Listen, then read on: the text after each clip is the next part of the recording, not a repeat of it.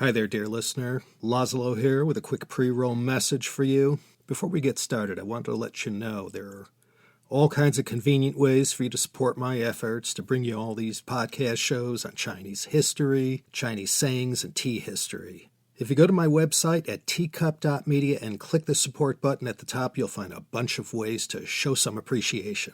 There's Patreon, where you can get early access to new episodes, exclusive content, and an invite to the Teacup Media Discord channel, and more. CHP Premium, that also has early access, exclusive episodes, and ad-free versions of the entire CHP back catalog. Plus, there's several other ways to donate to the show as well. Check the episode show notes for a link to that very page. And my deepest thanks for listening and supporting me and my humble efforts. Welcome back, everyone. Laszlo Montgomery here with another Chengyu, another four-character Chinese idiom that gets the job done when you got something to say, but don't have all day to say it. This one I have for you is rather well-known and has a multitude of uses. Hai Chun Jirma. 4 characters, 4 syllables, like it is for most of them, but not all. This one, Hai Chun Jirma, has one heck of a pedigree. It comes from the great Zhuangzi himself, from his book of the same name, the Zhuangzi. This book, along with the Lao Tzu, are the 2 most important texts of Taoist philosophy. So let's break the characters down. To hai means to harm, to kill, cause trouble. Chun means a group. Hai chun, to harm the group. Zhi, well, that's just a particle used in place of an objective noun or pronoun. And ma is a horse. Zhi ma means the horse of the 2 characters preceding it, the group being harmed. Literally, this is read, harm group horse of that group. If you read the Zhuangzi in the Zha Pian, the miscellaneous chapters, and are familiar with the story named Xu Wu Gui, you'd be able to figure out the meaning of Hai Chun Jirma, but otherwise, you're left guessing. One of those could be anything kind of things. Well, like any excerpt taken from the Zhuangzi, to take it all in, you have to sort of turn off your mind, relax, and float downstream. So let's get right on it. 4,700 or so years ago, there was a certain tribe that thrived along the Yellow River that was led by a man named Shen Yuan. We know Shen Yuan better as the Yellow Emperor. One day, the Yellow Emperor and a group of 6 close friends decided to hop in a cart and go visit the great sage Da Kui, who lived on Juzhi Mountain. Not sure where that is, but certainly somewhere in Henan. After following the road that would take them to Da Kui's residence, more and more, the road fell into disrepair, and before you know it, when they reached the wilds of Xiangcheng, it became impassable. Zhuangzi and his 6 friends all got out and looked around to see if any local people were around who could offer them assistance with directions. And after a while, this young kid comes along leading a herd of horses. The Yellow Emperor greeted him and asked the youngin if he knew the way to Mount Juzhi, and the boy nodded his head and said, yeah, he knew how to get there. And then the Yellow Emperor asked him, what about the great sage Da Kui? Any chance you know how to get to his place? And the lad nodded again and said, yeah, he knew where his house was. So the Yellow Emperor and his friends could hardly believe their good fortune. The Yellow Emperor remarked to the lad how smart he was, knowing not only how to find Mount Juzhi, but Da Kui's house as well.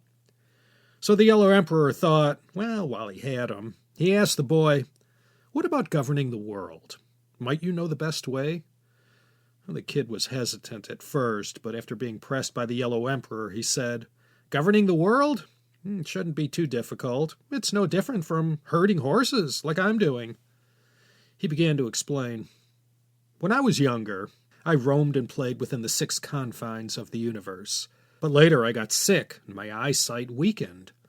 A wise old man told me, ride in the carriage of the sun and roam the wilds of Xiangcheng. So I took him up on his advice and came here.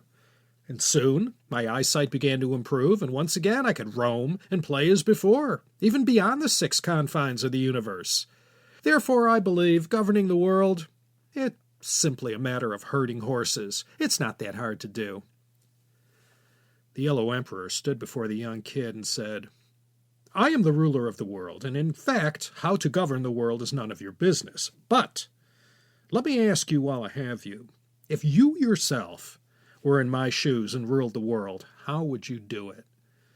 Once again, the kid was hesitant to respond, but after considering the Yellow Emperor's question, he replied, "I'd rule the world in the same manner I tend to my herd of horses. I would remove the harmful influences of the herd, and then everything will be fine. It's as simple as removing the horse who was a detriment to the whole herd." In other words, this young kid said he'd merely apply his work of removing these Haiqun Zhima, these individual horses that harmed the group or the herd, to society at large. And with that, all will be in harmony. The Yellow Emperor pondered the simplicity and beauty of the kid's remark, and then proceeded to drop to his knees to kowtow to him. And then he proclaimed this kid his heavenly teacher. And that's the end of the story. And I can't tell you if the group ever made it to pay their respects to Daque, but that's not important to the story. In English, we would call these Haiqun Zhimas bad apples, black sheep, or bad seeds. People who, by the very vileness or unseemliness of their character, upset everything around them or ruin things for the whole group. So if your workplace has that one person who, because of their failure to perform well or work well with other colleagues, sort of causes the whole operation to run poorly or not as well as it should, they are Haiqun Zhima. If there's one family relative who lets their problems cause heartache and pain to others, they're a Haiqun Zhima. So remember what the young man said, who was immortalized by Zhuangzi, and identify that one Haiqun Zhima in your midst, and get rid of them, and then all will be cool. Think about that. Okay, a quickie for you, short but sweet. The good news is there's more where this came from.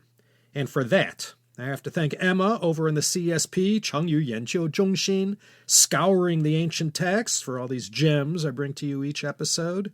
Okay, Laszlo Montgomery here, signing off from Los Angeles, California, wishing you all well and asking you to please keep coming back for more here at the Chinese Sayings Podcast.